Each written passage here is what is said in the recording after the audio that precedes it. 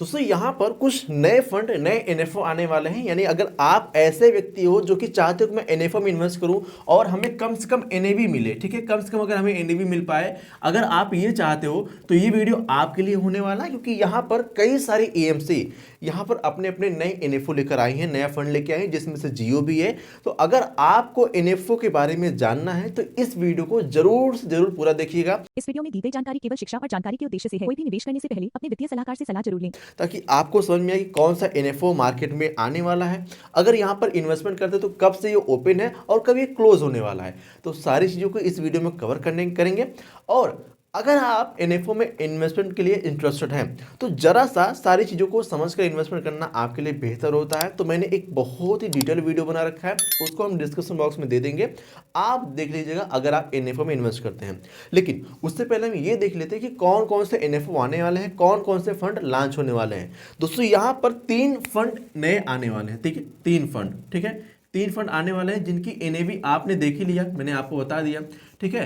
तो इनकी एनएवी यहाँ से शुरुआत होने वाली है। और अगर आप इन्वेस्टमेंट करना चाहते हैं तो किन किन बातों को ध्यान में रखें, चलिए उसको देखते हैं। सबसे पहले हम ये देख लेते हैं कौन कौन से फंड है और किस दिन से ये शुरू हो रहे हैं और किस दिन तक इनका एनएफओ पीरियड चलेगा, ठीक है। सबसे पहले दोस्तों यहाँ पे बात करते हैं कौन कौन से एएमसी हैं। तो आपको पता ही है कि मैंने आपको पहले ही बता दिया कि जियो की एएमसी भी यहाँ पे अपना एनएफओ लेकर आ रही है, मैंने आपको बताया। तो यहाँ पे सबसे पहले फंड की बात करते हैं दोस्तों, जियो का यहाँ पे एनएफओ है एंड यहाँ पर ये फंड 8 जनवरी को ओपन हो रहा है, ठीक है, 8 जनवरी को ये फंड ओपन हो जा रहे हैं एंड ये क्लोज डेट इसका दोस्तों यहाँ पे है 13 जनवरी को, ठीक है, 13 जनवरी को ये एनएफओ क्लोज होगा। साथ में यहाँ पर ओपन एंडेड स्कीम है, मतलब अपना पैसा जब चाहो डालो निकालो, कोई दिक्कत नहीं है। और यहाँ पर ये शॉर्ट ड्यूरेशन का फंड है, ठीक है, शॉर्ट ड्यूरेशन का फंड है। साथ में यहाँ पर कम से कम आप यहाँ पे 500 से अपना निवेश शुरू कर सकते हैं और लॉकिंग पीरियड यहाँ पे कुछ नहीं है, ठीक है, लॉकिंग यहाँ पे बात करते हैं तो कुछ भी लॉकिंग पीरियड नहीं है। साथ में यहाँ पे रिस्क क्या है, मॉडरेट रिस्क है, ठीक है, मॉडरेट रिस्क है। और इसका बेंचमार्क दोस्तों मैं आपको बता दूं, निफ्टी डेट इंडेक्स A11, ये इसका दोस्तों यहाँ पर बेंचमार्क होने वाला है। मतलब ये एनएफओ शुरू 8 जनवरी से 13 जनवरी के बीच में और शॉर्ट ड्यूरेशन ये फंड है। 500 रुपये से मिनिमम इन्वेस्टमेंट कर सकते हैं, लॉकिंग यहाँ पे कुछ भी नहीं है, रिस्क यहाँ पे मॉडरेट हमें देखने को मिल जाता है। इसका benchmark Nifty ST debt index देखने को। ये फंड कौन सा है मैं आपको बता देता हूँ, जियो ब्लैक रॉक का शॉर्ट ड्यूरेशन फंड, ठीक है, शॉर्ट ड्यूरेशन फंड। अच्छा, जो लोग यहाँ पर कम समय के लिए इन्वेस्टमेंट करना चाहते हैं, शॉर्ट ड्यूरेशन इन्वेस्ट करना चाहते हैं, उनके लिए एनएफओ देख सकते हैं आप।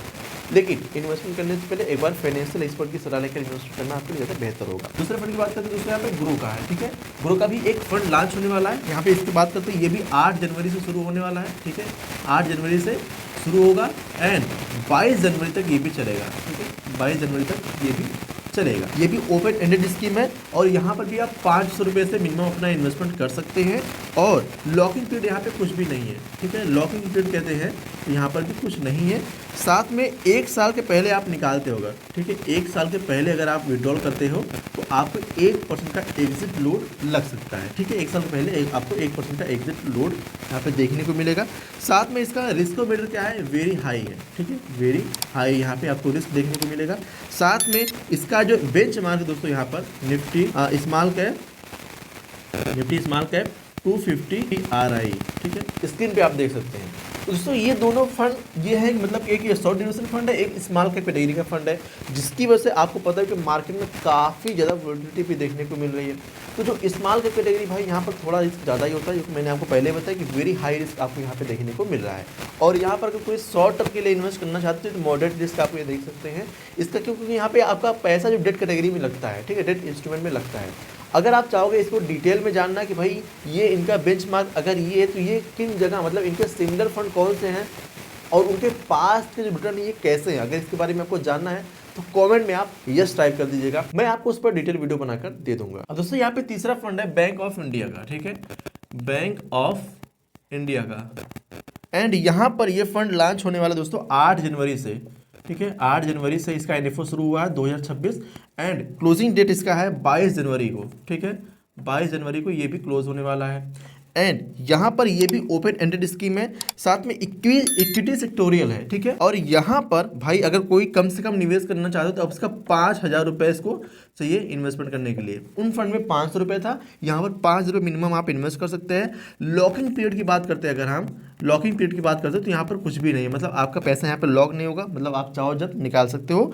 यहाँ पर आपको 60 दिन के भीतर अगर पैसे निकालते हो, ठीक है, 60 दिन के भीतर, तो आपको यहाँ पे 1% का एग्जिट लोड देना पड़ेगा, ठीक है, 1% का चार्ज आपको देना पड़ेगा।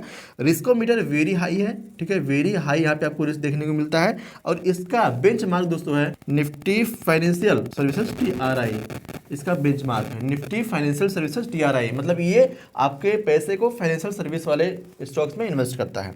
तो ये 3 फंड मैंने आपको बताया, पहला जियो का, दूसरा यहाँ पे ग्रो का, तीसरा बैंक ऑफ इंडिया का। ये फंड लॉन्च होने वाले हैं, कोई रिकमेंडेशन नहीं है, एक बार एक्सपर्ट की सलाह लेकर अपना इन्वेस्टमेंट करें, क्योंकि आपको पता है कि mutual fund subject to market risk होता है, तो रिस्क के समझकर अपना इन्वेस्टमेंट करना हमारे लिए सही होता है।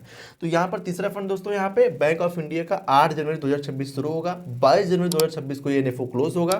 और इक्विटी सेक्टोरियल फंड है ये, 5,000 रुपये मिनिमम इन्वेस्टमेंट है। साथ में लॉकिंग पीरियड की बात करें तो यहाँ पे कोई लॉकिंग नहीं है, मतलब जब चाहो पैसे निकाल सकते हो आप, लेकिन 60 दिन के भीतर पैसे निकालते हो तो आपको यहाँ पे 1% का एग्जिट लोड चार्ज देना पड़ता है। और वेरी हाई रिस्क आपको यहाँ पे देखने को मिलता है। इसका बेंचमार्क है Nifty financial service total return index. तो ये तीनों फंड की डिटेल थी। अगर आपको इन्वेस्टमेंट करना है और अगर आपको चाहिए कि भाई इसका थोड़ा डिटेल में एनालिसिस हमें करना है कि ये फंड किस तरीके के स्टॉक में इन्वेस्ट करते हैं, इनके सिमिलर फंड पास्ट में कैसा परफॉर्मेंस दिए हैं, अगर इसके बारे में आपको जानना है तो आप कमेंट में सिर्फ यस टाइप कर दीजिएगा, आपको इस पर हम वीडियो डिटेल में देने का प्रयास करेंगे। साथ में ये कोई रिकमेंडेशन नहीं है, ये जस्ट एजुकेशनल पर्पज के लिए इस वीडियो को हम बनाए हैं, क्योंकि आपको पता है कि मार्केट जो है, स्टॉक मार्केट काफ़ी ज़्यादा इस समय वोलेटाइल है, और स्टॉक मार्केट और mutual fund subject to market risk होता है। सारी चीज़ें मार्केट के ऊपर डिपेंड करती है, जिस तरीके से मार्केट परफॉर्म करती है आपके पैसे उस हिसाब से घटते बढ़ते रहते हैं। तो इसीलिए बहुत ही सोच समझकर गोल बेस अपना इन्वेस्टमेंट करें, अपने फाइनेंशियल एक्सपर्ट की सलाह लेकर अपना इन्वेस्टमेंट करें। आप किसी एक्सपर्ट के साथ मिलकर अपना इन्वेस्टमेंट करें तो आपके लिए ज़्यादा बेहतर हो सकता है। अगर आप ये चाहो कि आप बिना अपने रिस्क टॉलरेंस को देखते हुए अपना इन्वेस्टमेंट करते हो, तो मार्केट जब रिस्क देती है, मार्केट जब नेगेटिव जाने लगती है, तो आपका सेंटीमेंट बिगड़ जाता है। मतलब जब मार्केट का सेंटीमेंट बिगड़ता है तब आपका भी सेंटीमेंट बिगड़ जाता है। जब आपको लॉस होने लगता है तो आप डरने लगते हो, फिर सेलिंग करते हो, फिर आपको और नुकसान हो जाता है।